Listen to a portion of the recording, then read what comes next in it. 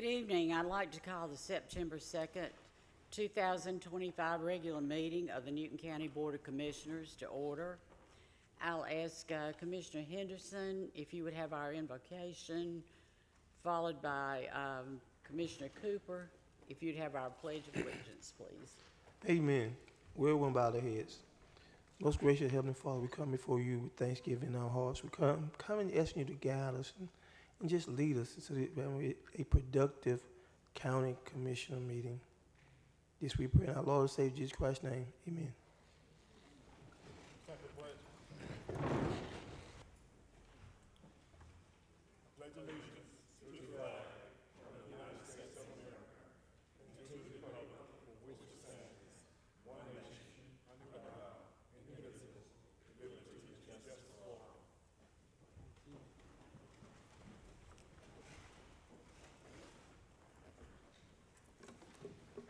Good evening, Madam Chair. We're moving into item number 9, the adoption of the agenda. We need to have a motion and a second for that. Okay, could I have a motion to adopt tonight's agenda? So moved. Second. Okay. All in favor? Okay, the motion passes. Thank you. Madam Chair, we're at number 5 for public comments. This time is to allow the public to comment, voice concerns or opinions regarding agenda topics only for this particular section of the agenda. Each speaker is allowed 3 minutes. Please speak clearly and directly into the microphone, and before you begin, please give your name and address, please.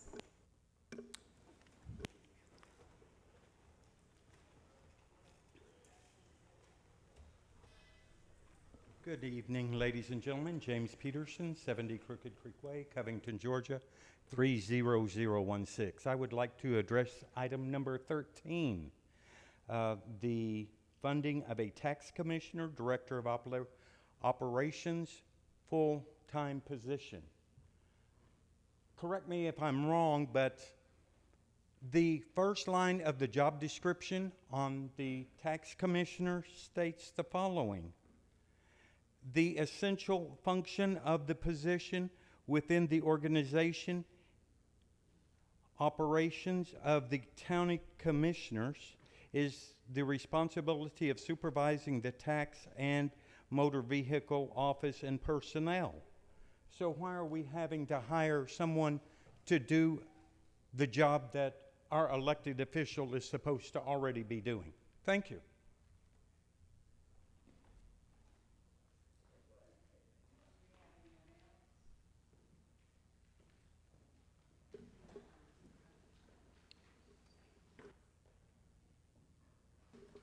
This portion of the agenda has now closed. We're going to move into item number 6, which is reports from the chairman. I do not believe you have anything this evening, Madam Chair. I don't. Thank you. The next item we have is reports from the interim county manager, Mr. Brown. Good evening, Madam Chair, Commissioners. I do not have anything to report at this time. Okay, thank you. Item number 8, there is no unfinished business at this particular meeting. So number 9 would be the approval of the consent agenda, which is 9A, the minutes for our meeting on August 19th. Okay, do I have a motion to approve? So moved. Second. Okay, have a motion and a second. All in favor? Okay, that motion passes. Thank you. We are on new business, item number 10. It's going to be presented by our own safety and risk manager, Ms. Pamela Maxwell. Item number 10 indicates a discussion and approval of the 2025-26 property and casualty insurance policy renewal. Our broker is McGriff Insurance Services, and the TPA is Gallagher Bassett Services. It is time sensitive and it is budgeted. Ms. Maxwell, you can explain further. Good evening. The request we have before you is our 2025-2026 property and casualty insurance program renewal. I have with me our devoted broker, Dean Hayes. We provided the board with a summary sheet that explained all the coverage lines, the expiring and proposed premiums, the limits, the deductibles, and a little more. The insurance policies that we have included are our property insurance, equipment, auto, general liability, employment practices, public officials, crime, terrorism, and cyber.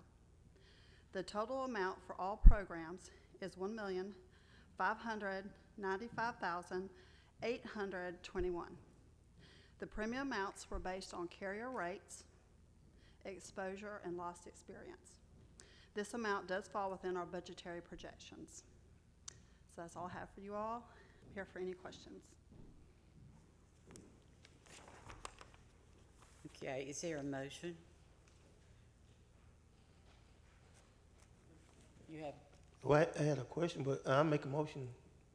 okay, if you have a question, Yes, ma'am. okay, And- Commissioner and- Henderson. And please, if you could, I thought at one point that we had hired Gary Masters to kind of help the commission to navigate through all the insurance business that the county had, and I just trying to figure out what happened to that. It's my understanding that the board did request a contract to hire Gary Massey last year to come in and oversee and review the insurance program that we had, the property and casualty, but that was a one-time situation. He did come back and reported to the board what his findings were, which is that we've done everything that we can to get the best insurance program for the county. So if there was a contract for more than that, I wasn't involved in that. And so this isn't. Well, I guess the question is this time sensitive? It is. It does have to. We have a renewal that is due at the end of this month. Okay, thank you. Mm-hmm. Do we have a motion? Do we have a second? Is there a second to the motion? Second. All in favor? I'm sorry, any discussion? Commissioner Long? Hey there, thank you. How much of an increase was this? I know insurance is going up. I know I've dealt with it myself. So what is our percentage that we have gone up? Only about 2%. Huh? Only about 2%. Okay. It's the best All right. renewal I've had all year. Are you the current carrier? Yes, I'm the broker, yes. I mean, the current carrier of who we have right now? Yes. Okay. I am Oh, the broker. incumbent. Yeah, Yeah, the the broker. incumbent broker, correct. Okay, all right. And what was in the budget for this amount? it was the 1.5 900. I mean, Yeah, it's like one. I know this falls 1,500,000 within, I was just something. wondering what we had It's in the budget. within I can the look it up. Yeah. Okay. All right, thank you. I know this falls below it. Thank you. I'm sure. Commissioner Edwards? Thank you, Madam Chair. So, thank you, Pam, Mr. Hayes. So, I actually you guys may know I'm in the insurance business, and 2% increase this year is unheard of, absolutely unheard of. So, I thought Mr. Hayes and I were talking before, and I thought we kind of got off light this year. So, despite some of our losses. So, thank you, Madam Chair. Commissioner Henderson?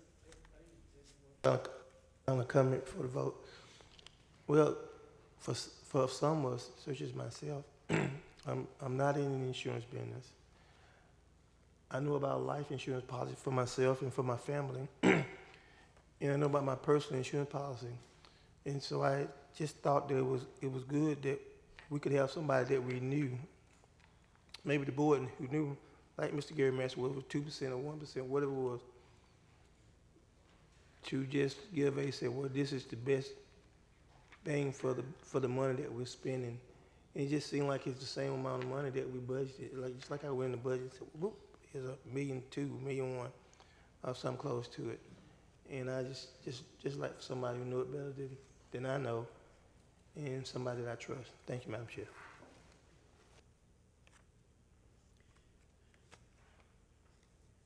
So we have any other discussion? So we have a motion and a second. All in favor? Opposed?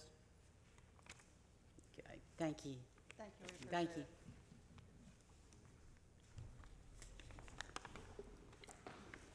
Madam Chair, we're going to move into 11, 12, and 13 if we are able to before the 7:30 hour. We're going to call Ms. Brittany White, our Finance Director. She's going to, in number 11, require discussion and approval to enter into the Purdue Direct National Opioid Settlement, and it is time sensitive.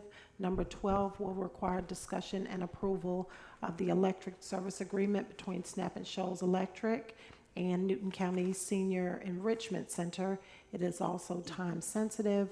And number 13 is the discussion and approval of a budget transfer and or amendment request contingency for new positions for fleet, part-time maintenance worker part-time, and our tax commissioner, director of operations. Ms. Brittany. Good evening. The first item that I have before you tonight is approval to enter into the Purdue National Opioid Settlement. So we had one a few meetings ago where we entered into the Sandoz. This is the Purdue. There is one more that will be coming down the pipeline. I believe that one should be somewhere in October. I just haven't got the agreement for that one. So this one is time sensitive. We do need to opt into this by the end of the month, which is September 30th. Any questions? Commissioner Long? So we've had several of these settlements, and I know these, what are we doing? Can we get a report? I'm not going to ask you tonight for it, but I'd like to have a report of where these funds are going and what we're doing with these funds that are coming in for this settlements. I want to make sure that, and there might be some language in here I didn't see, and I don't see a dollar amount in here either, but you know, I would like to see what we're doing with these and make sure that we're putting these to good use for the people that it really is deriving from.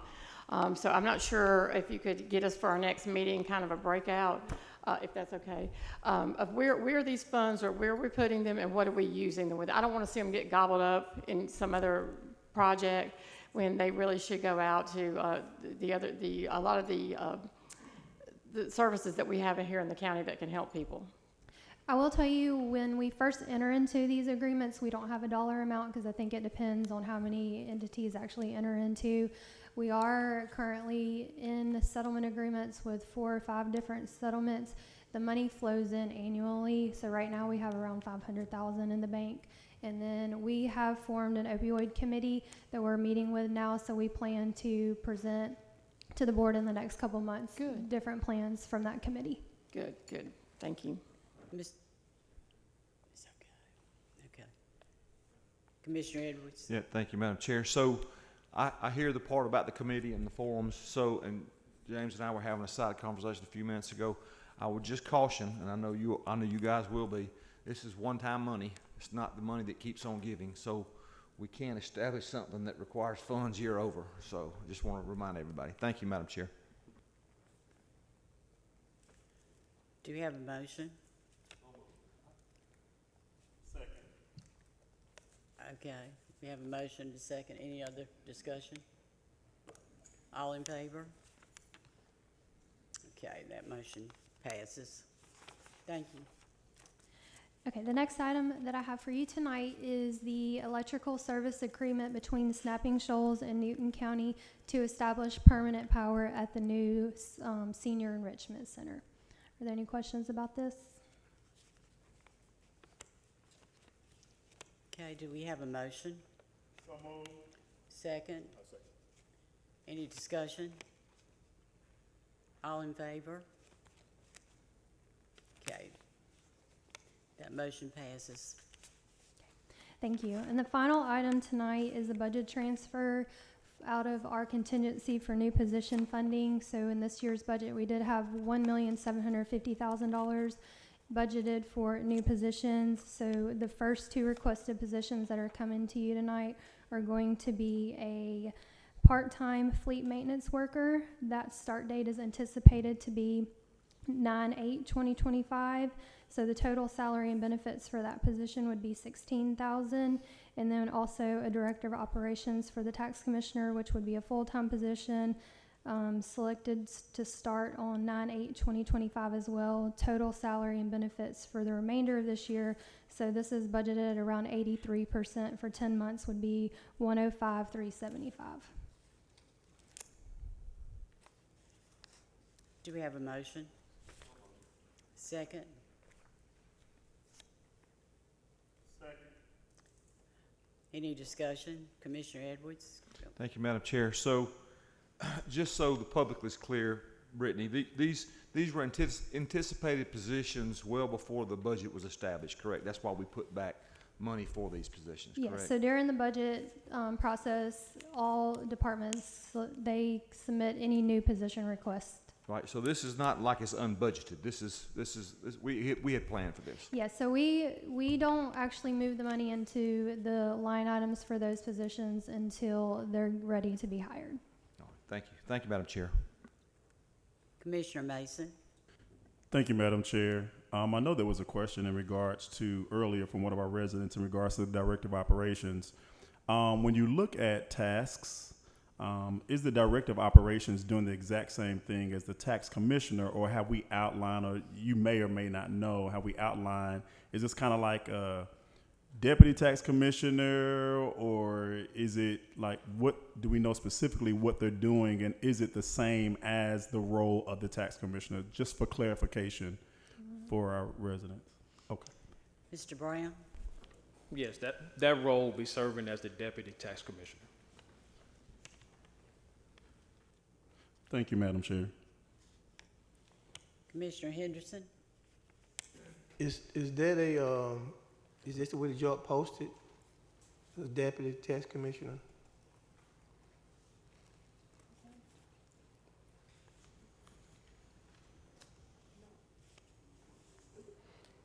I think he was posted as Director of Operations, but it was served as Deputy Tax Commissioner as the job responsibility. Commissioner Long? I've spent a lot of time with the tax commissioner here recently trying to come up with some ideas of how to save money and how to help with seniors. We had a little meeting last week, and he talked to me about this position. If you'll get the paper, you'll see there are 4 pages of tax sales that we're about to have. And that, or we had them today, I think they were today. And there are more tax sales coming. So the role that they are going to be helping with is making sure that we are collecting all the taxes, make sure the office is being run. There's other things that the tax commissioner does besides just sit in the office and make sure that everybody's at their station and not on the telephone and stuff like that. So I think these tax sales are a lot. We have a lot of them. I think the good thing is I saw a lot of them scratched out, so it looks like people came forward to pay their taxes. We have some from 2018 and forward. So, and from what I understand, we're going to have another tax sale this year also. Don't quote me, but that's the information I received, that we will have another one in November. So I think that they are just, as we grow as a county, that job has become overloaded, and they're trying to make sure that they stay on top of collecting the taxes, and that's their job, to collect the taxes. So that's my information, and plus we are working on some other things for seniors. Commissioner Henderson? Thank you, Madam Chair, and this will be brief. It's just the reason why we're having so many tax sales because people cannot afford their taxes. They can't pay them. That's the reason why we have so, and it's going to be so many. And I never forget that elderly lady, and she was about my age, and she stood right up there and she said, "I'm going to lose my house." And it was heartfelt to me. I don't know. Maybe maybe I'm in the wrong business. Thank you, Madam Chair. Commissioner Mason? Thank you, Madam Chair. I just wanted to put on record as well and, remind the residents that this board did opt in to HB 581 so that we can do our best to assist our residents. So I don't want that to be negated, and I don't want it to put it out there as if this board is not doing what they can do to try to help our seniors, to try to help those that are non-seniors. This board is doing everything that they can to try to help our residents as much as we possibly can. Over 60+% on the referendum last year of our residents stated that they wanted to encourage this board to opt in to House Bill 581. And that is exactly what this board did. So I don't want it to be put out that this board that they don't care about our seniors, that they don't care about our residents. As Commissioner Long stated, behind the scenes, this board is working diligently to see what we can do to help our seniors. And so you may not see it, you may not hear it, but just because you don't see it and don't hear it doesn't mean that this board isn't working behind the scenes. As a matter of fact, I mentioned previously, I'm the chair of the Revenue and Finance Committee for the Association of County Commissioners of Georgia. We are now pushing for property tax reform. That is a part of our platform. That is what we're going to be encouraging our state legislators come 2026. We're asking them to do those things. We're also looking at some other methods that we have not taken advantage of for this board to see what we can do. Maybe looking at even a FLOS, floating local option sales tax, where that's going to help our seniors. It's going to help our residents.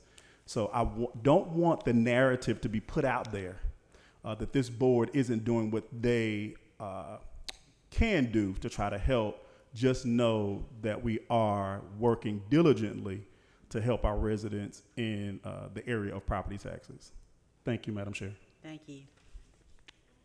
Commissioner Long? When we met last week with the tax assessor and the tax commissioner, the county manager, myself, and it was an impromptu meeting that I scheduled because I wanted to understand all of the exemptions that we have here in Newton County and chart them against other counties. We actually have one of the better exemptions than the local counties. The problem is it's very complicated to figure out how to calculate it. So we went over that over and over again, how to calculate it properly. And they do welcome, I think there's a lot of seniors that look at what it says, and I was probably one of these dumb people that said over 15 or 20,000. That's not what it is. You can make over that amount. It's up to 96,000 and over, but I don't want to quote it. So they're trying to get their website updated. They're trying to get more information out. 2 seniors going to put something in the mailings. So to make sure that everybody is taking advantage of it if you are over the age of 62, 65, and then over that 70 range.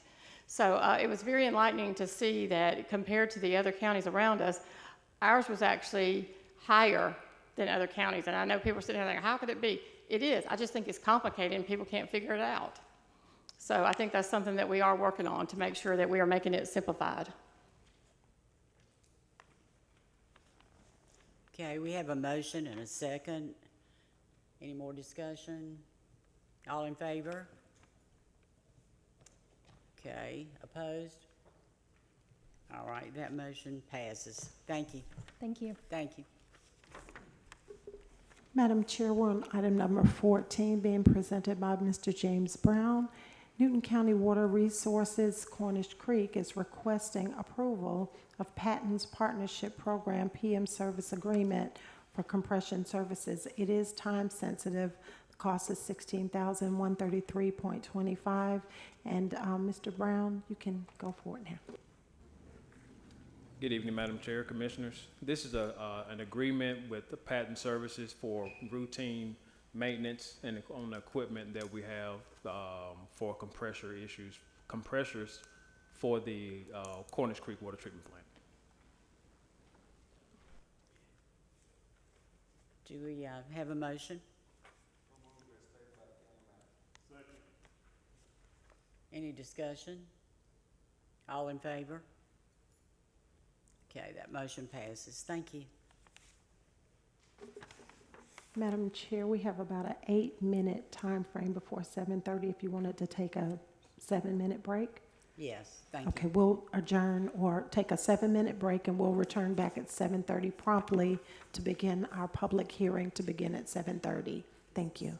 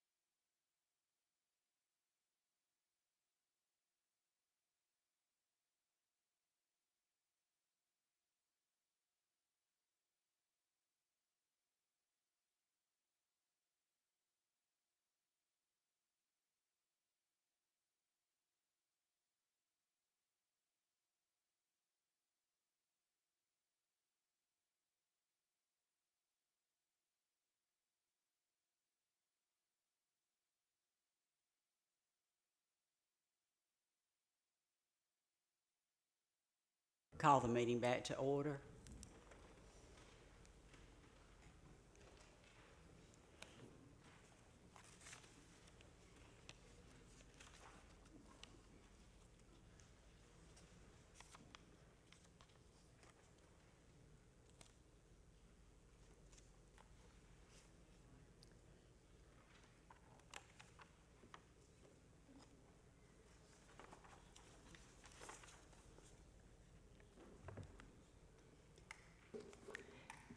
Madam Chair, the time is 7:30. We're going to now begin our public hearings.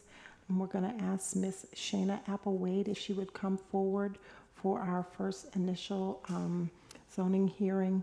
Keep in mind that the first response will be for those who are in agreement, and then the second will be a second portion for those who are against. Ms. Shayna? Thank you. Good evening, Madam Chair. Thank you. Good evening, members of the board. Our first petition this evening is a rezoning case. It is REZ 25-000003. There is a companion case, which is a variance that was heard before the Board of Zoning Appeals last Thursday. It's VAR 25-000003, and we'll get into that a little later. This project is located at 10406 Highway 278 East. Tax ID number is 00828-047. And it's on 0.98 acres. Future land use is commercial. The existing zoning is R2, single family residential. The proposed zoning for tonight is general commercial. It is located in the character area, live-work corridor. And appropriate land uses are commercial, and an appropriate zoning is general commercial. The watershed is Alcovey River. It's located in Commission District 5.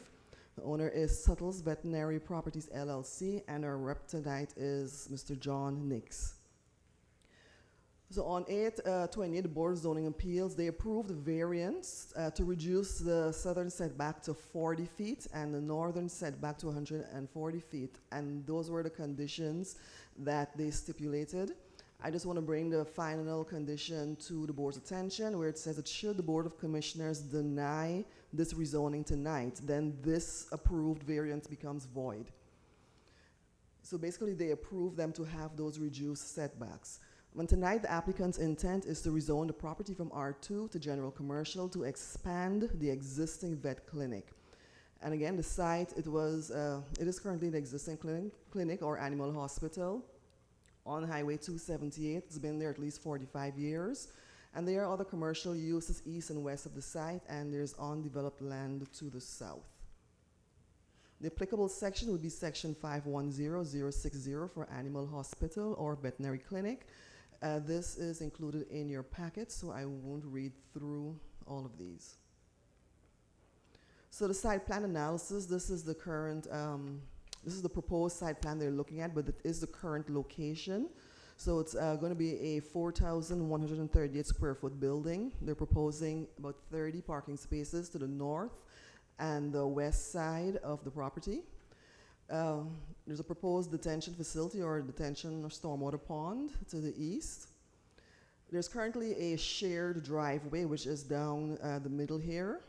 And then there's an access point on Highway 278, and there's one on McGirt's Bridge Road down here.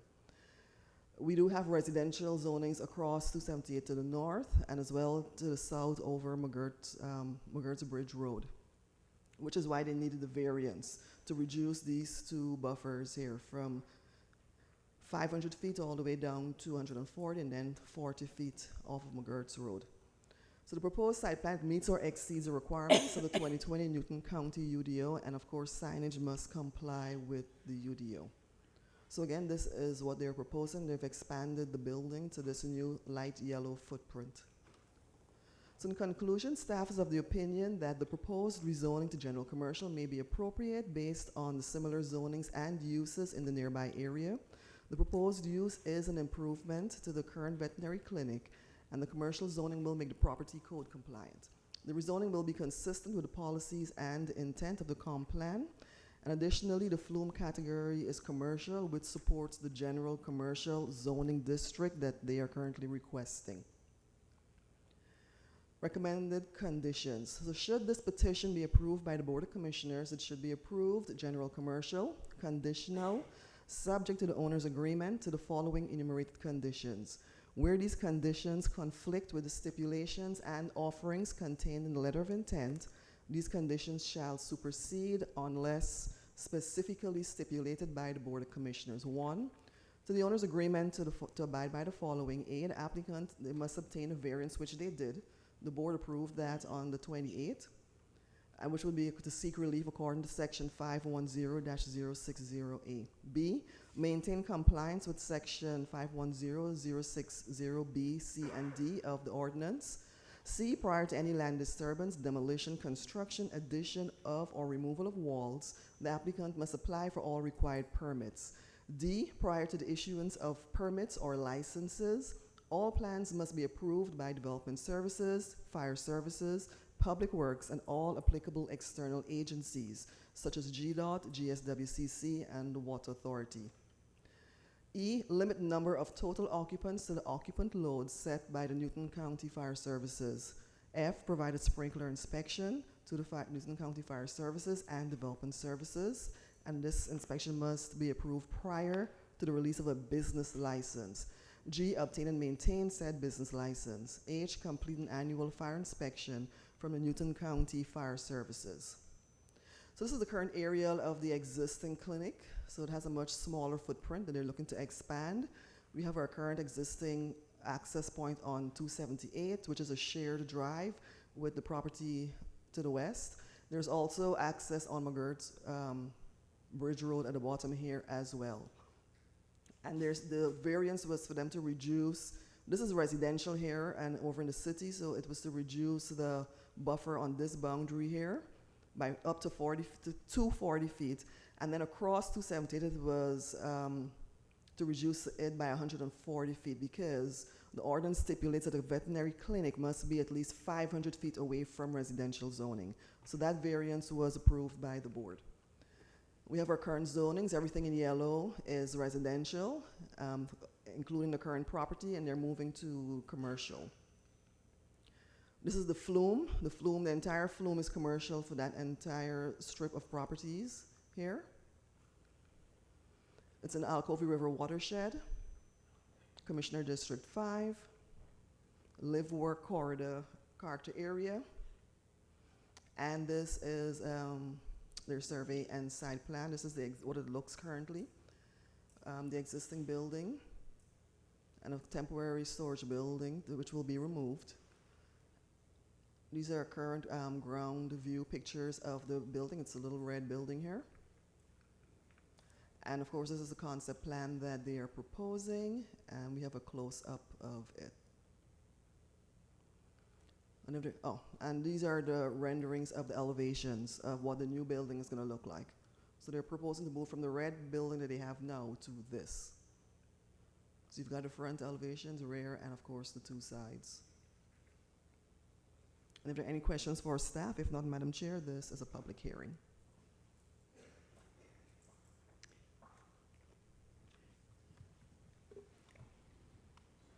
We will now open the floor for the public hearing.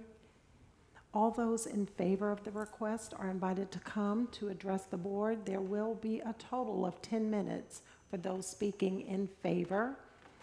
If there's anyone that would like to come forward, please give your name and address for the record, please. And this is for those in favor.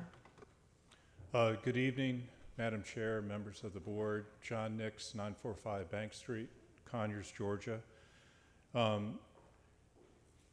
As you could tell from the report from the director, this is a non-conforming use that actually has been in place since 1960 when the building was constructed. There's been a vet practice there for over 45 years, probably pushing 60.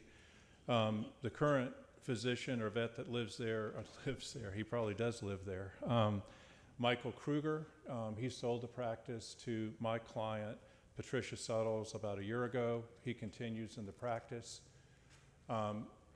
They decided when they bought the practice they wanted to expand it. That's why we're here today, because as an existing non-conforming use that's legal, they could have continued to operate out of the structure you saw in the photograph.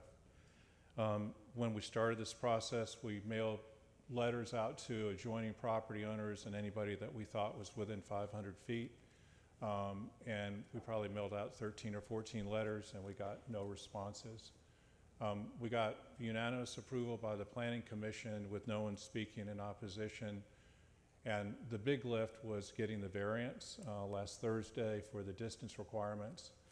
The best thing I can say about this project is an operation very, very similar to this one has been on the property for over 45 years. They're going to continue that practice, hopefully, with a new building, which is their desire, a building that's designed to meet the needs of a veterinary practice today, as opposed to what was built 60 years ago. So it's going to improve their ability to deliver services to the community. So I ask you present me any questions that you might have about this application, but I'll reserve the rest of my time. Thank you. Commissioner Long. Thank you. Just curious, and I can't remember, and I'm looking on maps here, so if you saw me on my phone, I'm looking on the maps, to see if, I don't remember there being an actual real exit in the back. I think it's like a gravel thing that people have probably driven through off the back on McGurk's Bridge. Is it an actual driveway all the way through right now? I don't think it is. I think it is, but it might be in the condition you're talking about. They actually own about 90 feet of that shared driveway, and the other 10 feet is owned by the folks that are occupying the Georgia Farm Bureau. Yeah, I'm very familiar with the location and everything. I just could not remember if there was an exit on the back there. That's probably my only concern is exiting out a commercial business onto McGurk's Bridge.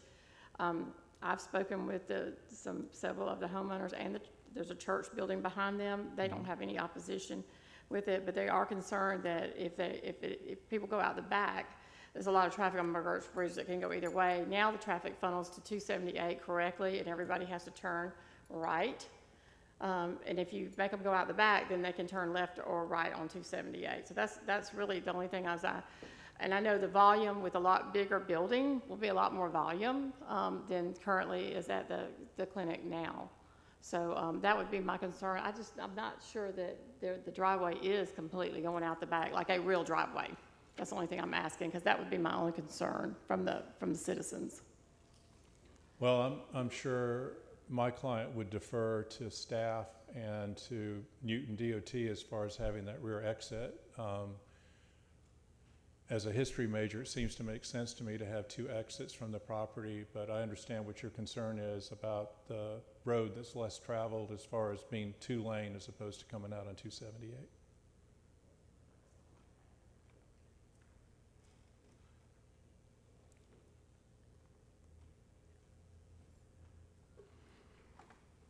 At this time, are there any more questions from the board? Okay, we have 8 minutes left. Is there anyone that would like to come forward and speak in favor?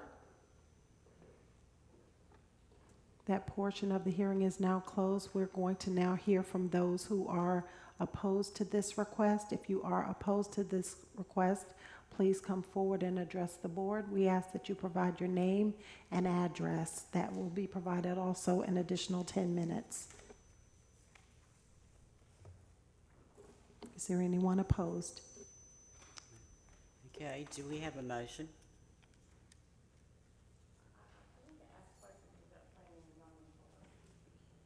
Commissioner Long. So just to answer my question about the rear exit, would this building require the reason why is McGurk's Bridge is like a one-lane road. It's not very wide back there. Mm-hmm. It's an older street that's really nobody uses other than the people that are on it. So I'm concerned about running traffic out the back and then how it will come out on 278, because right now it's correct because everybody has to turn to the right, and then if they want to go down and come back up 278. McGurk's Bridge has like a cutoff at one end of it, and then the other one is an intersection that comes out like to 278 and cuts across. So I'm just saying if everybody's running out the back end to go to that intersection, the four-way intersection or three-way intersection, then that may become something that we're going to have to put a red light at or something like that. I don't know how many, I mean, 4,000 square foot building. Both of these veterinaries have good businesses and very good in the community. So I just don't know. I don't want to hurt them by not having the exit in the back, but I am concerned about having the exit out on McGurk's Bridge. So both the transportation department as well as the fire department will be reviewing the plans when they come in, and they'll be able to make that determination. I think one option could be to make it an emergency entrance only if it's not to be used daily, or they can require some sort of improvements, you know, to the McGurk Bridge Road at the back there to accommodate any anticipated traffic from the, you know, the upgrades in the veterinary clinic. With that, I'd like to make a motion to approve with the conditions, and then also a condition in there to analyze what the back entrance would do to McGurk's Bridge and the intersection there at 278, because there is a median down the middle of 278. So I'd like to add that to my motion. Okay, we have a motion. Do we have a second to that motion? Okay. Any more discussion? All in favor? Okay, that's unanimous. That motion passes.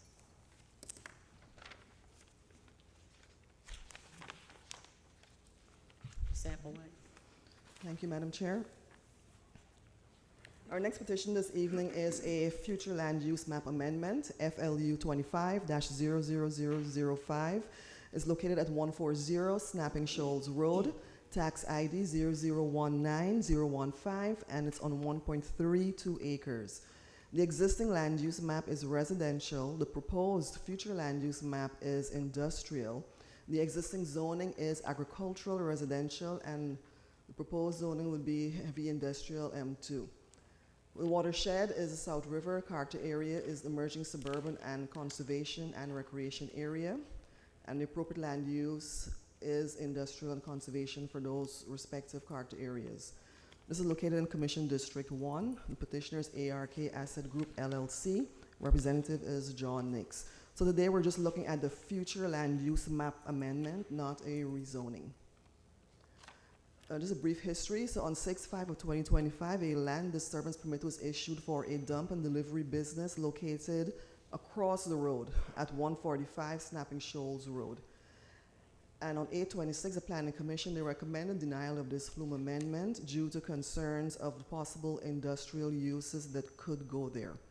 So the dump and delivery business, the whole point of attempting to rezone this parcel opposite at 140 Snapping Shoals Road is because the applicant also intends to add a waste transfer station. And in order for a waste transfer station to be located there, it cannot be opposite any residential zoning, which is why they're attempting to rezone the property, you know, opposite it. And the concerns the Planning Commission had, their concern was like possible industrial uses that could go there should the board approve the rezoning. And while we don't add conditions or recommend conditions on a future land use map amendment, the board could do so if the rezoning comes before them. And staff will provide a list of possible prohibited uses at that time for the board to consider from industrial zonings. And that should address the concerns that the Planning Commission has. The applicant's intent is to amend the flume from residential to industrial in order to rezone to M2. And the intent, as I said earlier, is to establish a transfer station, which will be opposite the road at 145 Snapping Shoals Road, which cannot currently be located there due to the residential zoning. In conclusion, the applicant's intent, again, is to establish a solid waste center at 145. And the section that actually addresses this is section 590B, which states that the use cannot be located adjacent to or across the street from any property that is used or zoned residential. The future land use category in the zoning district of the subject property at 140 Snapping Shoals Road will have to be changed. So the proposed flume that they're looking at this evening is to amend it to industrial, which would be appropriate with the policies and intent of the comp plan as well as for contiguity. There are no conditions of zoning placed on the future land use map amendments, since this is only a planning tool for future requests. But should the request be approved and a petition filed for rezoning, then conditions of zoning would be applicable to the rezoning request.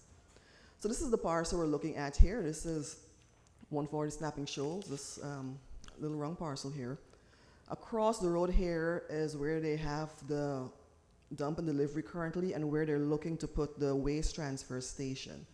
But because this is all residential here, this is what they're attempting to rezone. Current zoning in area, everything here in gray is already zoned industrial. So it's everything to the south of Snapping Shoals Road. Everything up here, this is highway commercial in the bright orange, and the green here is agricultural residential. So this is the only parcel left on this road that is still residential. Every use on this road here is non-residential. I think there's like a Dollar General here, a church. There mini warehouse storage is going in here. You have to dump and delivery. And this is, I think it's a hydro generator repair. It's an industrial business down here that's been there forever. This is the map we're seeking to amend this evening. Everything in purple is industrial flume, and they're looking to go to that industrial flume. We have a commercial flume up here. This is public utilities, where the church is located in the blue. And of course, the yellow is the residential here that they're looking to rezone, to amend. We're in the South River watershed, Commissioner District 1. These are the character areas. They've got a little bit of the emerging suburb as well as the conservation recreation area. This is the most recent survey that they have. You see the parcel is here in the star. This is just a street view of the property currently undeveloped. This is what they're proposing for the waste transfer station and dump and delivery, which is across the road. So the parcel that they're looking at today is over here, but this is the business they're trying to locate there, which is the reason for them to amend the flume this evening. And if there are any questions for staff, if not, Madam Chair, this is a public hearing as well. We will now open the floor for the public hearing. All those in favor of the request are now invited to come to address the board. There will be a total of 10 minutes for those speaking in favor. Please speak clearly into the microphone, state your name and address for the record. Good evening a second time. John Nix, 945 Bank Street, Conyers, Georgia. I asked the director to leave the flume up just because I think it's helpful to understand what we're trying to do. If you look to the property, which I'll call to the south of the star, and the first parcel before you today is the starred area, and that parcel that looks like the donut hole of the donut, which is the parcel with the same color that surrounds it. And what is keeping us from having a transfer station on the property to the south is the light colored property that's residential as they are. The property to the south that's owned by ARC Assets is zoned M2. It allows for the use that they're engaged in now. The use they're engaged in now is haul off I call them dumpsters, but I'm not supposed to call them that. Haul off construction boxes. That's not the right term either, but you know what I'm talking about, the large dumpsters that go to a commercial area, they leave them, they fill them up. This company provides those for construction and demolition. What they'd like to do to add to that business on that site is build an 80 by 80 building where they would have a transfer station. The transfer station would be limited to demolition and construction. It wouldn't do household garbage. It wouldn't do household waste. It wouldn't do hazardous waste. So you could clean out your garage and use it, but you couldn't take your paint cans and you couldn't take batteries. So they want to limit it to what they're basically doing now. The owners of this company started in the construction business and branched out when they found out there was a demand for what they're doing now, and they simply want to use this site that's properly zoned for it for that purpose. The property that is across the street with the star was bought by my client the same time they bought the property where they're establishing their business right now. If you look at the property that surrounds the star That actually is owned by my other client, Hoke Thomas, who actually also owns, if you go south toward the river, that large purple area. So the purple area and the light colored area is really one tract of 10 acres, but is very unusually zoned 2 different uses and has a flume use of 2 different uses. We talked to the director after the planning commission, after the planning commission meeting where we got a 4-0 vote for denial. But the statement was made at that hearing that if we had asked for commercial, they would have granted it to us, or at least the gentleman that opposed us and led the way on opposing us for industrial, that if we'd asked for commercial, they would have given it to us because they see how the use that my client's asking for fits into this area that's bound by the South River and 2 highways. We have talked to the director after that meeting, and we've already offered over 20 uses that would be allowed in M2, that when we came before you, if we got the flume with our zoning request, we would ask you to condition our property where we would not be able to make those uses. So it would restrict what's possible there. I understand the director wanting to tie the property of Mr. Hoke Thomas together under one flume. I get that as a planner, but I'll break for just a minute from her and say that if the only way you will consider the flume amendment is to give us commercial on that property and keep it split, then it would be industrial commercial rather than industrial residential. I need to die on that sword in front of the director and say I'd like that, because my goal obviously is to enable my client to be able to run the business he wants to run on property that already allows it. It's zoned M2, but for this one condition of the adjacent or across the street from residential, it would work. And the last thing I'd say, and reserve the rest of my time, is that if you look at the area that's compressed by the 2 state highways and the South River, it's pretty clear looking at the flume that the flume is kind of out of sync with the remainder of what it's designating for this area to have it still called residential. I mean, it just doesn't fit in this area anymore, given what's taken place over the years since the flume was amended. So I would urge you that it makes a lot of sense to make this change, if not to industrial, to commercial. And I'll reserve the rest of my time and respond to any questions you might have.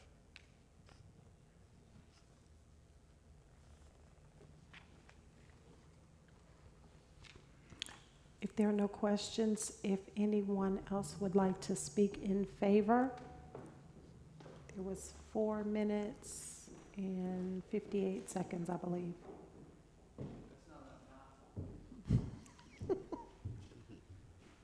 Madam Chair, good evening. Commissioners, good evening. Brett Dunn, 5191 Newton Drive, Northeast, Covington, Georgia, 30014. I think we have a good opportunity to have Newton County folks doing business here in Newton County, hiring Newton County people. Can't think of a better way to adjust that map. I think it's a good thing. I think it's good business. And I think it would be a great thing for us to support, and I support it 100%, and I hope you will too. Thank you. Thank you. Thank you. Is there anyone else in favor? Okay, that portion of the public hearing is now closed. We'll now hear from those opposed to the request. All those opposed to the request are also invited to come address the board. There will be an additional total time of 10 minutes for those speaking in opposition. And if there is, please come to the mic, address the board, speak clearly, state your name and address for the record. Again, those opposed. Madam Chair. Okay, do we have a motion?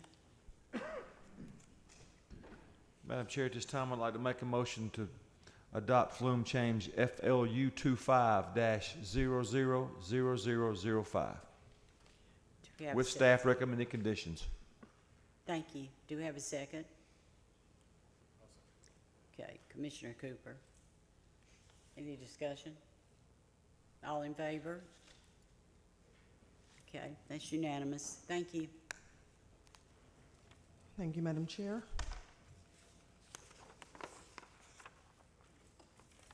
Our next petition this evening is also future land use map amendment. This is the property that is immediately adjacent to the one we just did, because they're separate owners, they were done separately. But this is FLU 25-000006, located at 115 Snapping Shoals Road. Tax ID is 0019010. Total acres 10.19. The existing land use map is residential, PRC, which is Parks, Rec, and Conservation, and Industrial Zoning, FLUME. And the proposed future land use is going to be all industrial. The existing zoning is agricultural residential and M2 heavy industrial. So this parcel has two zonings currently. The proposed zoning would be M2, which would make it contiguous and one zoning.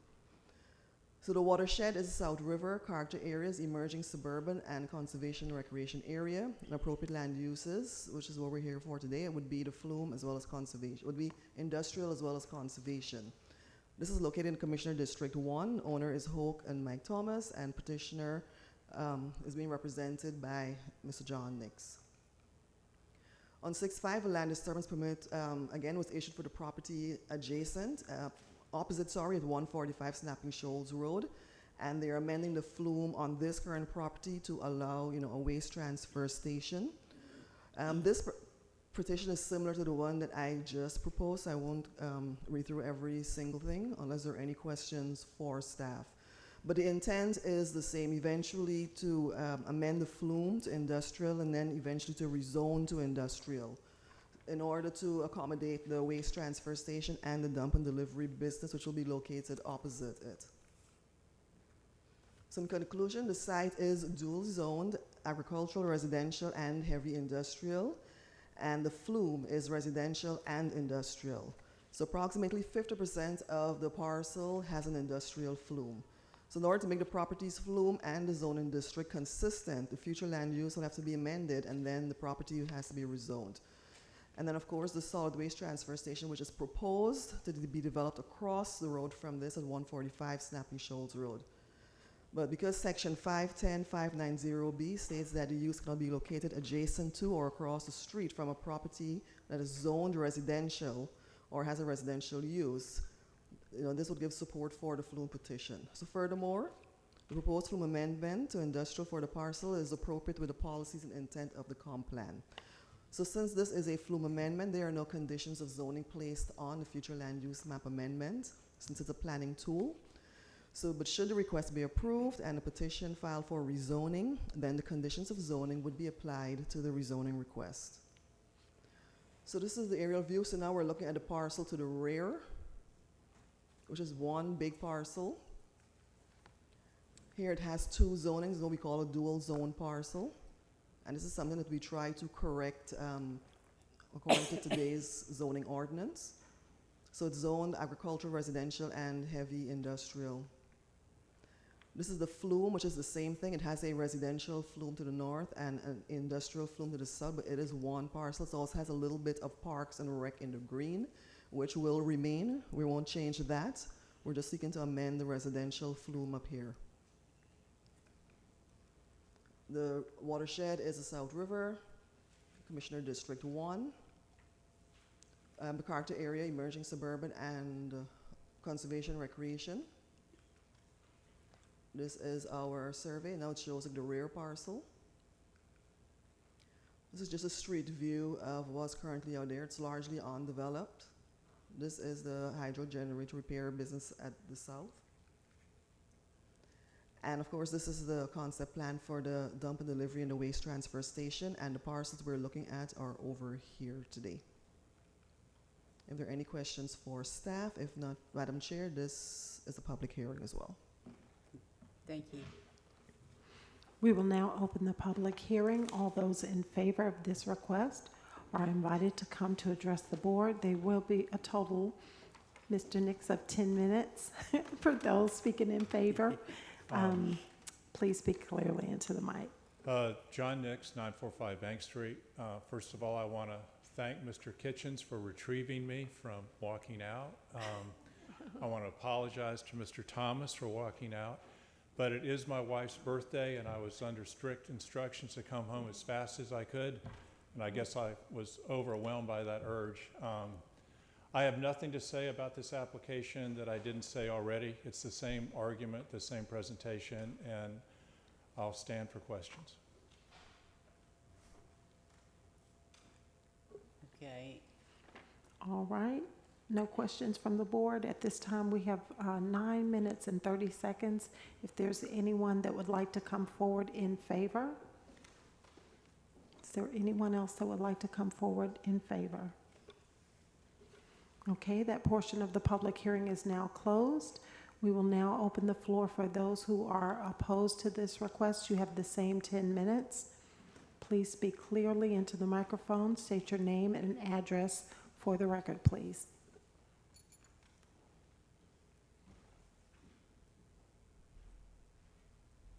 Thank you. My name's Jeff Bishop, 10144 Twin Oaks Drive, Covington, Georgia.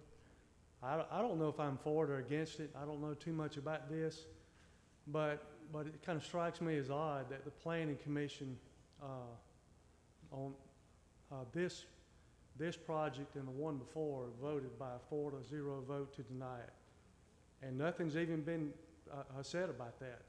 I don't know why they voted against it. I was not at the meeting, but I would think that there should be some kind of substantial reasons about this for why they voted against it. And generally, I say that we are overbuilding our county, I think. I think we've been doing that for a long time. And we've just gotten the South River kind of cleaned up in the last 20 years or so.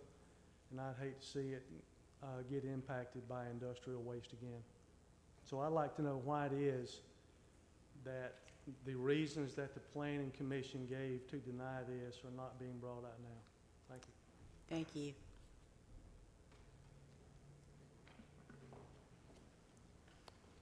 We have 8 minutes and 54 seconds. Is there anyone else that would like to come forward and speak against?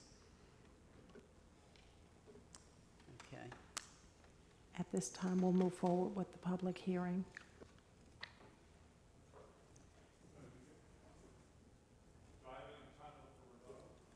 You do.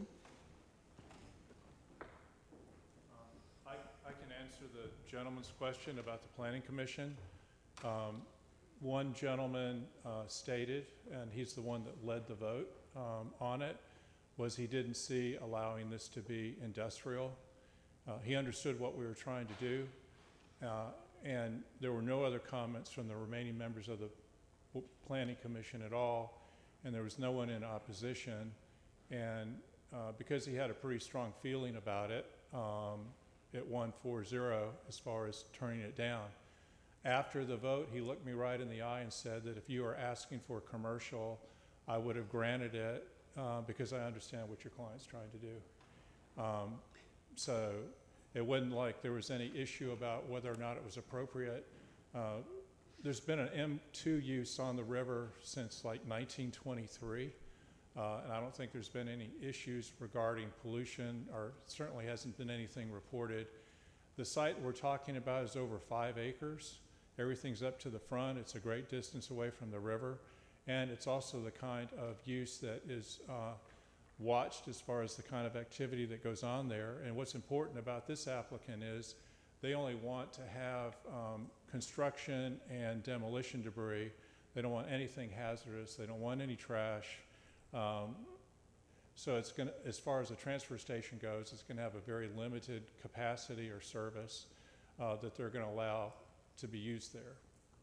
So I understand his concern, but I think under the totality of the circumstances, it is pretty hollow because there aren't any facts other than to justify the position he took. And we know what happened at the Planning Commission. So thank you for your consideration. Thank you.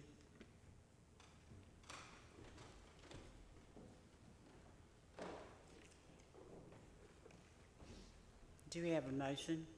Thank you, Madam Chair. At this time, I'd make a motion to amend the flume using FLU 25000006 with staff recommendations. Thank you, Madam Chair. Do we have a second? Second. Any discussion? I'm sorry, Commissioner Edwards. Thank you, Madam Chair. So, since I was a kid, I'm not sure how it reverted away from industrial. Maybe they didn't have industrial zonings back at that time, but this building was there in the early 60s, so with an industrial use.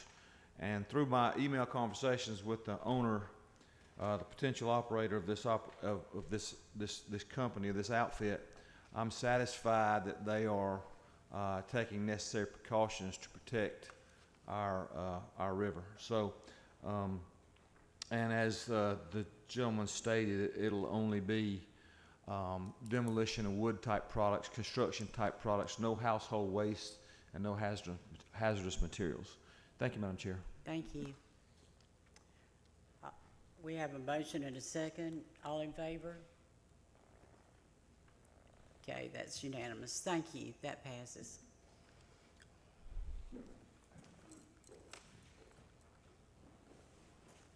Ms. Applewhite?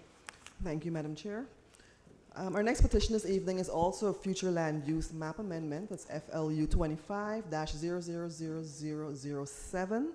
This is located at 1286 Woodlawn Road. Tax ID is 0116003. It's on 4.67 acres. The existing land use map is AF, Agricultural Forestry. The proposed future land use map that they're asking for is rural residential. The existing zoning is A, agricultural, and the proposed zoning they will be asking for will be rural estate. This is located in the Bear Creek watershed. The character area is low density rural residential, and appropriate land uses is rural residential, and an appropriate zoning is rural estate. This is located in Commissioner District 1. Current owner is Robert N. K. Marks, and our petitioner today is Tucker Marks. A brief history: on 8/26, the Planning Commission recommended approval for the Flume amendment to rural residential. The applicant's intent is to amend the Flume from agricultural forestry to rural residential in order to rezone to rural estates. And the intent is to subdivide out 1.4 acres and then combine it with 885 Marks Road, which would be parcel 1164E. So because the current zoning is A, agricultural, the minimum lot size is 10 acres. So it's a legal non-conforming parcel currently. If they were to make any changes, they have to bring it up to code, hence why we have to rezone it. So in conclusion, the applicant is proposing to amend the Flume to rural residential in order to rezone to AR to subdivide out the 1.40 acres of the subject site and to combine it with 885 Marks Road for a family conveyance. And pursuant to the low-density rural residential character areas appropriate land uses, rural residential is an appropriate land use request. It is also compatible with similar land uses to the north and east of the property. This is the Flume amendment, so there are no conditions of zoning placed on a Flume, since it's a planning tool for future requests. However, should the request be approved and a petition filed for rezoning, then conditions of zoning would be applicable to the request at that time. This is our aerial view. So this is the entire parcel here. This is the 1.4 acres they're looking to subdivide out and to combine with this parcel. And you can see it's currently straight ag zoning. So they're wanting to go to this light green rural residential for the entire property. So this is the map we're looking to amend this evening. So they're going to go from AF, agricultural forestry, to this light rural residential color. So this entire thing will become rural residential, so they'll be able to subdivide it out. It is in the Bear Creek watershed, Commissioner District 1, low-density rural residential character area. This is the concept plan and survey that is submitted, and you can see exactly what they're doing here. So this is what their intent is to subdivide out this 1.40 acres and then combine it with this one here. These are just street view pictures of the property.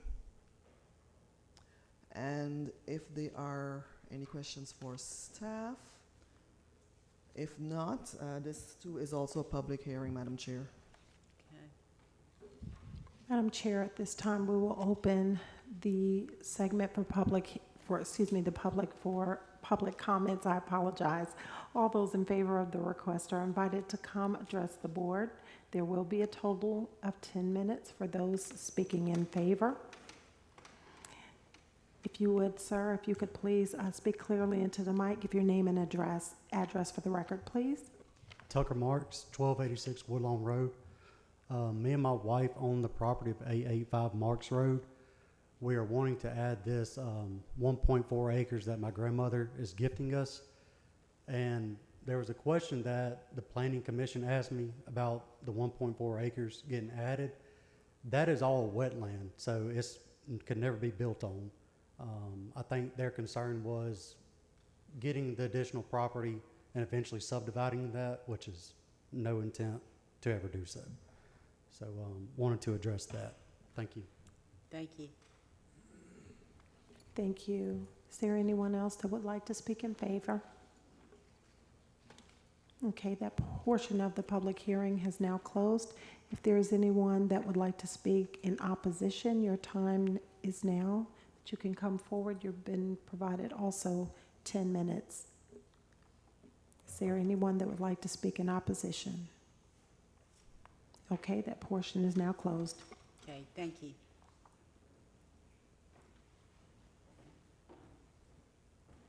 Do we have a motion? Thank you, Madam Chair. At this time, I'd like to make a motion to approve Flume Amendment FLU 25000007 with staff recommended conditions. Do we have a second? Second. Any discussion? Oh, Commissioner Edwards? Thank you, Madam Chair. So I'm very familiar with this property. I live about 2 miles from there, and I go by there every day. And indeed, as Mr. Marks stated, the property will never be subdivided for another dwelling because of the wetlands that are very obvious even on the aerial photos. So it'd be impossible to build another home on that property. Thank you, Madam Chair. Thank you.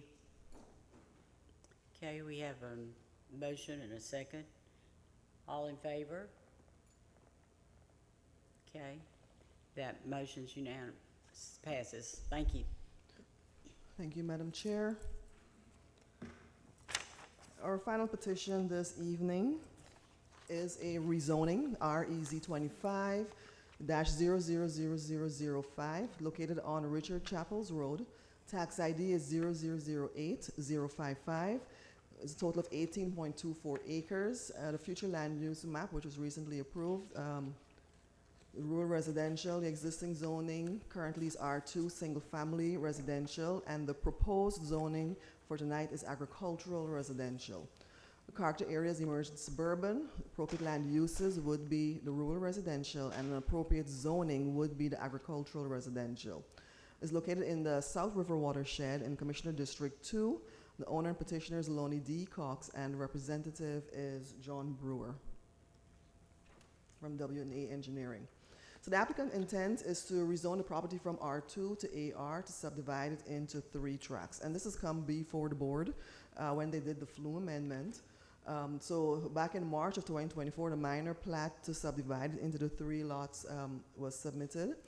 On April 22nd, 2025, the Planning Commission initially recommended denial of the Flume due to there being no representative for the petition present. There were, however, no objections at that hearing. On 5/6, the BOC tabled FLU 25 for 60 days to gather more information. And then on 7/1, the board approved the Flume FLU 25-00003 to change it to rural residential. On 8/26/2025, the Planning Commission recommended approval of the rezoning to agricultural residential. And that's why we're here today.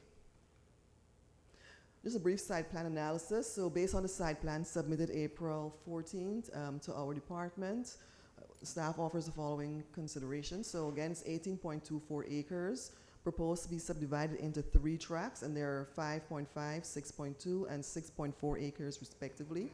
And this is the concept plan of them here to the right. There are single-family homes located to the east, south, and the west of the property, and farmland to the north. So for this configuration, 2 flag lots would be created, and since flag lots are not allowed in R2 zoning, this is the reason they are rezoning it to AR. So the applicant is seeking to rezone it to AR to accommodate the flag lots. So the plan meets or exceeds the minimum development standards of the Newton County Unified Development Ordinance. In conclusion, staff is of the opinion that the proposed rezoning to AR may be appropriate based on similar zonings and uses in the nearby area. The rezoning will be consistent with the policies and intent of the comprehensive plan. So should this rezoning be approved by the Board of Commissioners, it should be approved for AR, agricultural residential, conditional and subject to the owner's agreement to the following conditions. 1, to the owner's agreement to A, submit a minor plat subdividing parcel 0008055 into 3 tracts. B, submit appropriate plans or plats to be reviewed and approved by Development Services Department, Public Works, Newton County Fire Services, the Water Authority, GSWCC, and GDOT as applicable. Obtain a variance for any flag lot with access portion greater than 300 feet. This is our aerial view. This is the parcel we're looking at. You can see it's long and narrow. Current zoning, so everything all around it almost is agricultural residential, and that is the zone they're seeking to go to, which would allow them to have the flag lots. The current flume is rural residential as was approved recently. The watershed is South River. Commissioner District 2. Emerging suburban is the character area. This is a survey of the parcel. These are just street views. And of course, this is the concept plan. So as you can see, you have the one parcel in front, and then these who actually have the long access portion, which we call flag lots. And that's why there's a reason they will need to rezone. If there are any questions for staff, if not, Madam Chair, this is also a public hearing. Okay. We will now open the public hearing. All those in favor of the request are invited to address the board. There will be a total of 10 minutes for those speaking in favor. Please speak clearly into the mic. State your name and address for the record.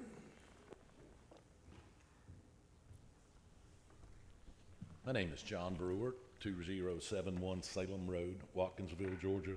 I'm representing Mr. Lonnie Cox. I'm the Director of Surveying for W&A Engineering located in Athens, Georgia.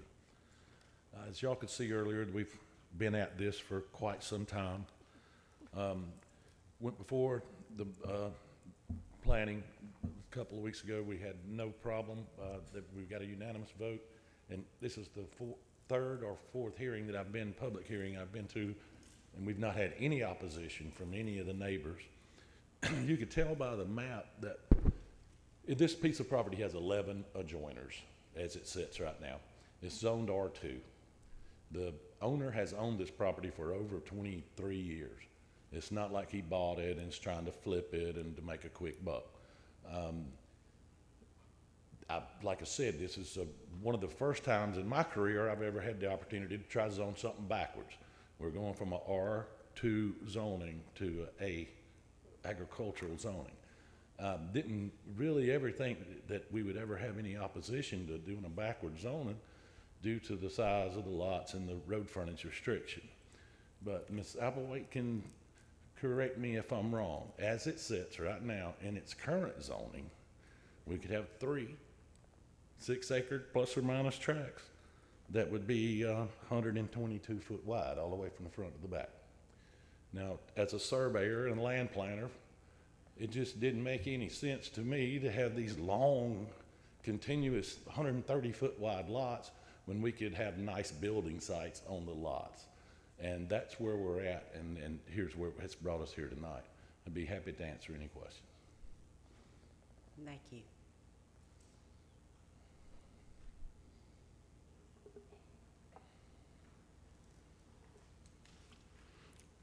At this time, we have 8 minutes, 9 seconds left. Mr. Brewer, if you wanted to just save your time, just in case. Okay, I would like to say one other thing. I was informed by the owner, and I understand that this condition, that one of the conditions of this is to get to receive a variance. And I assume this board approves the variances. And the owner of the property just said, well, you know, if we're not guaranteed to get the variance, then we definitely are not going to give up our R2 zoning to go to A to turn around and be disapproved for a variance to not be able to do what we intended to do all along. So this plat, this drawing represents what we intend to do. And if anybody has any reservations against the intent of rezoning it from R to A, knowing that we wouldn't or possibly couldn't get a variance, I would like to make other considerations. Thank you. At this time, we have 7 minutes, 20 seconds. If there is anyone else who would like to come forward in favor. Again, coming forward in favor. Okay, that portion of the public hearing is now closed. We also will provide 10 minutes for anyone who would like to come forward in opposed to the request. Again, anyone opposed? Okay, Ms. Sheena.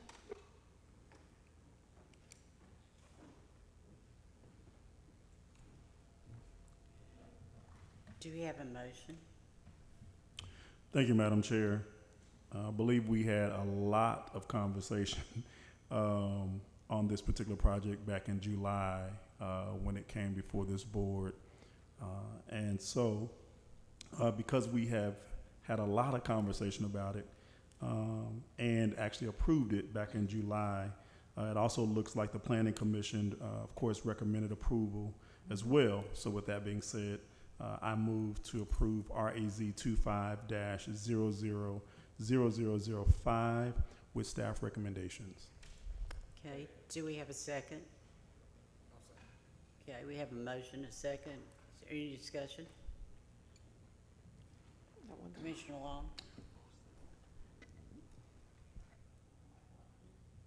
I'm not dwelling on the flag lot situation. I would have liked to see this property have like a one street and make 3 estate lots instead of doing the flag lot situation.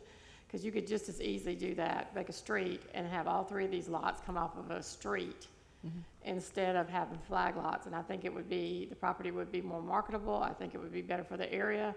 And you could still have these large tracts that are very nice and would have 3 homes on it. So that's just my 2 cents. And, you know, it's what the people want.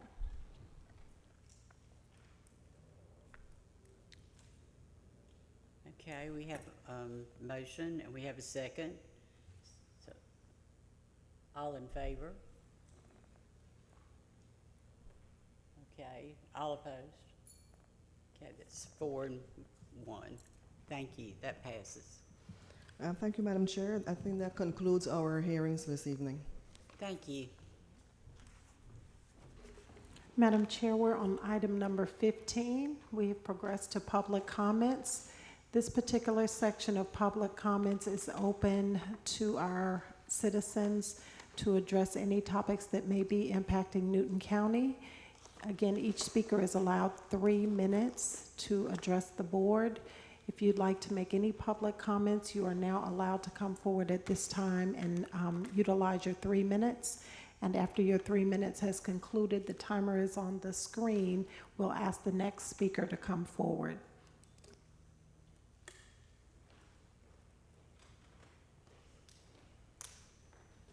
Please provide your name and address for the record, please. Speak clearly into the mic. Dave Norton, 4357 Highway 142. Just over a year ago, our Newton County Board of Commissioners initiated a moratorium till we get a new UDO in place. And then in January, we had an update presented to us on the UDO. We have not heard anything since, so I'm just curious when we will hear a new update on the progress of our UDO. Thank you. Thank you.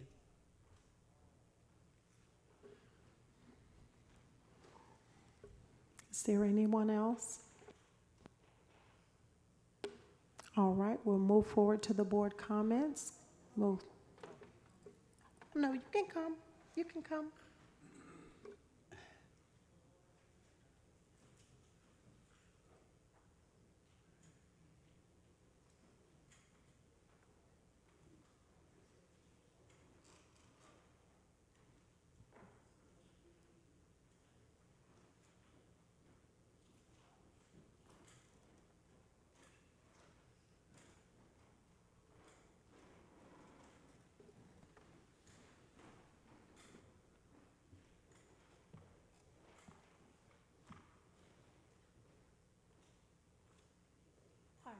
Carolyn Sutton, and I'm known as AKA Miss Cookie.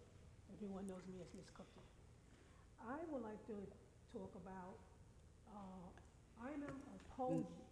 Ma'am, excuse me, could you speak in the mic? Oh, yeah, why not? we can- Okay.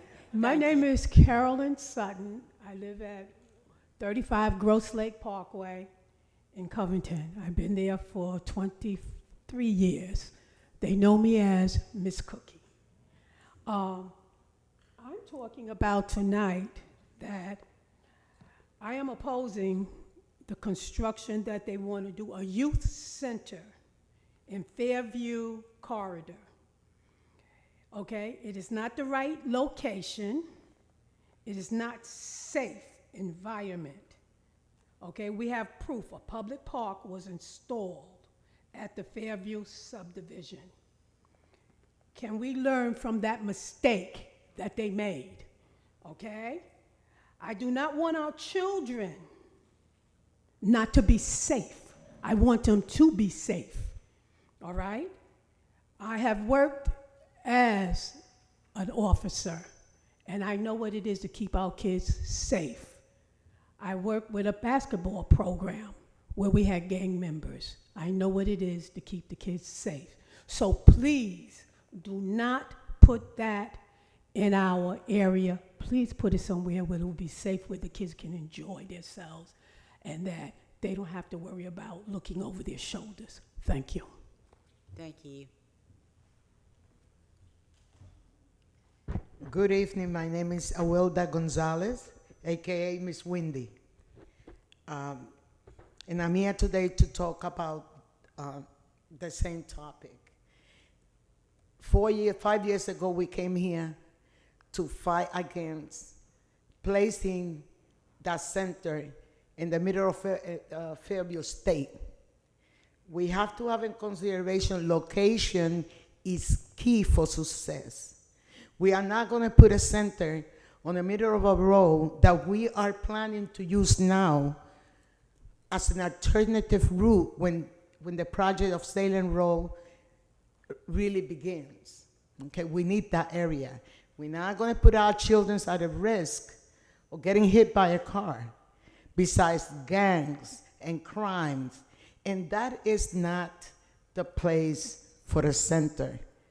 And I'm sure that Newton County has many other locations that they own that they can utilize.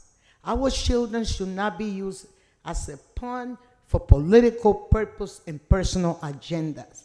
And I am so embarrassed. I've been living in Newton County for 23 years, working community, basketball program for the children in my subdivision, all kinds of activities for them to grow and to be better and to be safe. And to see what's going on in this county, it really upset me and hurt my heart. Because this center that is supposed to be in good faith, to protect our children, to keep them skilled, to enhance families, it has become such a shame. And I just had to come here today. I don't like the county. I'm not politically correct. I get nervous. I'm Latina. I sound like Ricky Ricardo. But I had to come down here because enough is enough. Let's come together as a community. Let us have citizen participation without biases and with our agendas. Let's get together with the citizens at District 3. District 3 needs something, but something positive, something that brings hope. Okay, we cannot use our children as a pawn. Let's get it together. Let's bring, I know we have many community leaders in District 3 that can come forward, meet, do the research we need to do, and find the right location and the right purpose for this center. Please don't forget us. We need the center, but we need it in the right location, with the children in mind, with the families in mind. Thank you, and you have a great evening. Thank you.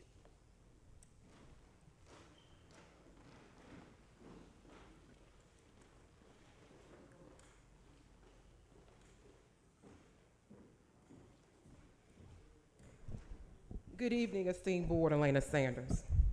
House Bill 581 was about our taxes, right? Budget hearing, we had multiple. Millage rate hearing, school board, and also you had the millage rate meeting here. Millage rate vote. None of these residents that came up was at any of those tax meetings. We also had 3 town hall meetings that was held by consultants that this board paid for. None of those residents that came up were here. Majority of those residents don't even have children in Newton County to use that facility. You pay for a subject matter expert to decide where this needs to be. Now, we talking about crime. Let's go back to that park they're talking about. Nobody said it was going to Fairview Estates. The subject matter expert said Fairview Corridor. So let's go back. Sheriff Brown came before this board and told this board what to put in Fairview Estates Park to make it safe. Ask me, has that been done? That has not been done today. So we want to talk about safety, and we didn't even follow the guidelines of the sheriff to put up the cameras on what's needed. Also, if those residents come to meetings, they will also know that Hank Johnson provided congressional dollars for walkable and bikeable trails on Fairview Road. So in that corridor, so that it could be safe. And that's the problem I have with residents who only come when it's time to create issues, when it's dealing with our youth, when they don't have youth in their homes. Talk to the parents who have children in this community, and if you want, I can bring them all here to talk to you, because they all have responded on Facebook and various polls who said this is needed in that area, as well as the subject matter expert you paid $100,000 to. Thank you.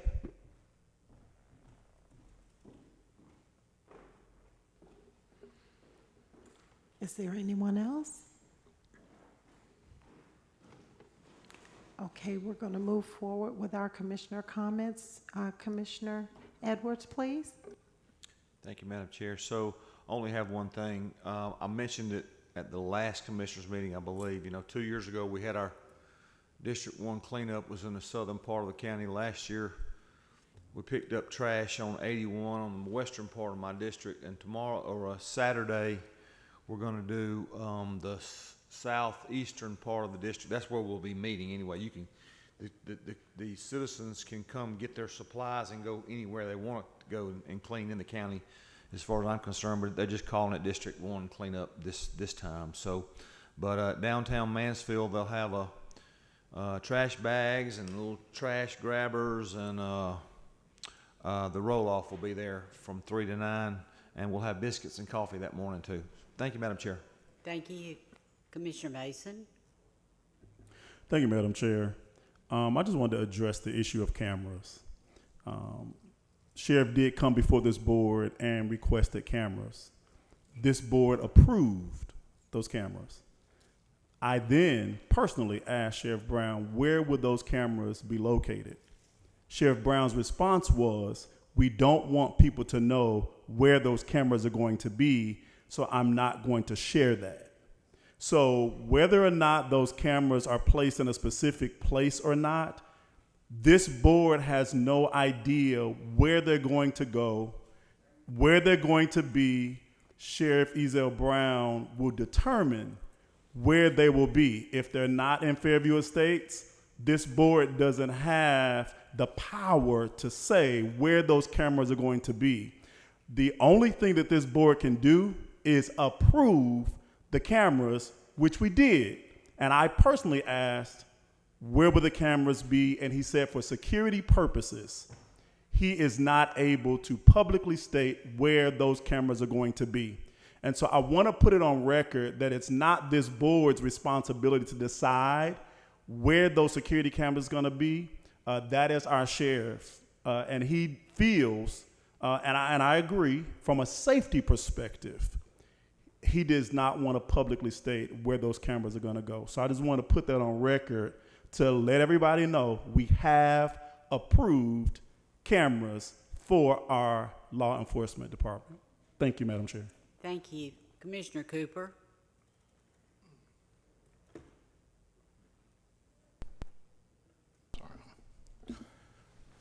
Yeah, I just basically want to know, let District 3 know that I am working on a few things, still working on website so I can get information out. I still need to to address some of the old area, so I can get update on them. But I just want to let them know that I am working on the website so they can be familiar with what's going on. Thank you. Commissioner Henderson? Thank you, Madam Chair. I just want to I plan not saying anything. So I'm just going to shut up and go home. But there's no top law enforcement officer in Newton County other than Sheriff Isaiah Brown.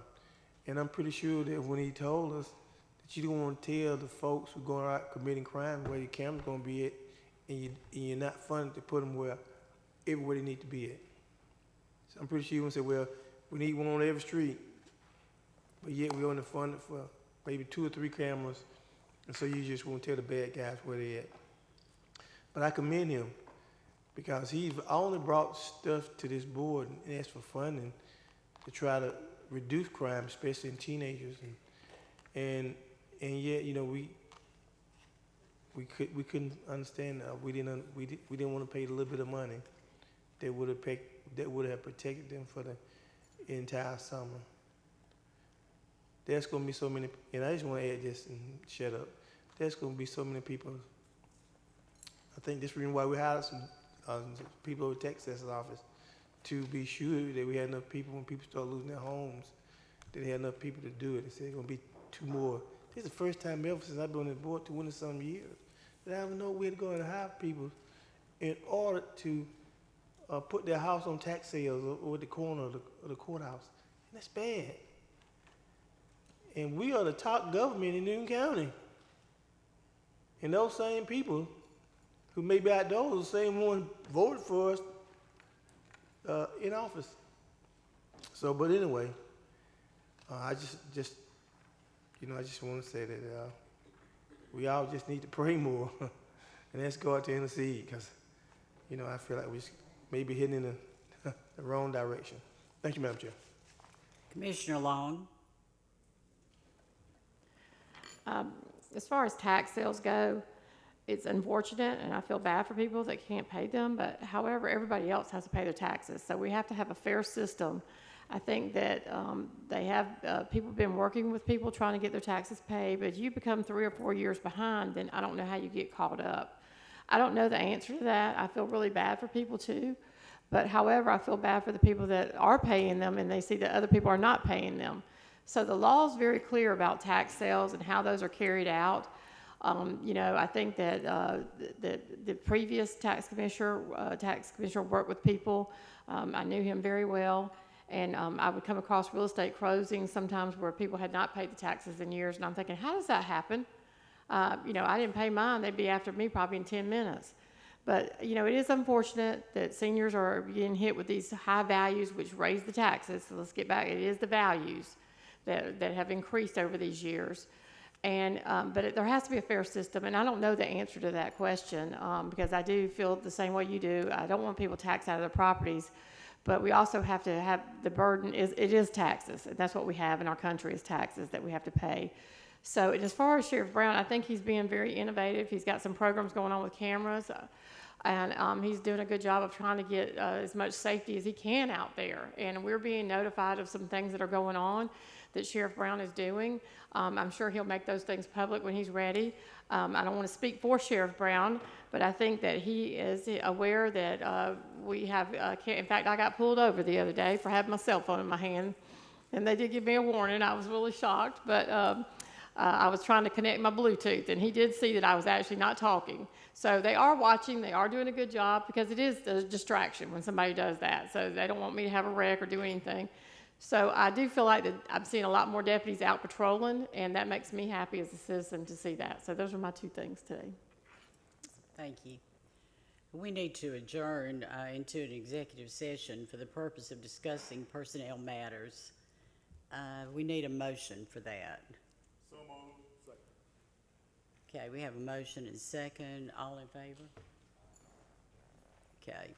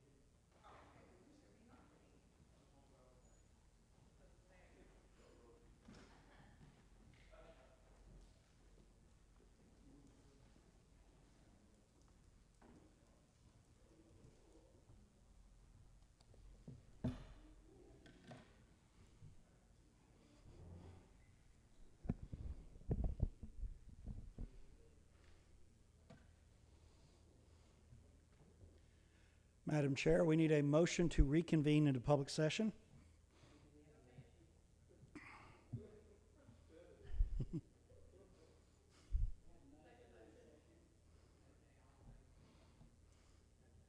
And a motion to adjourn.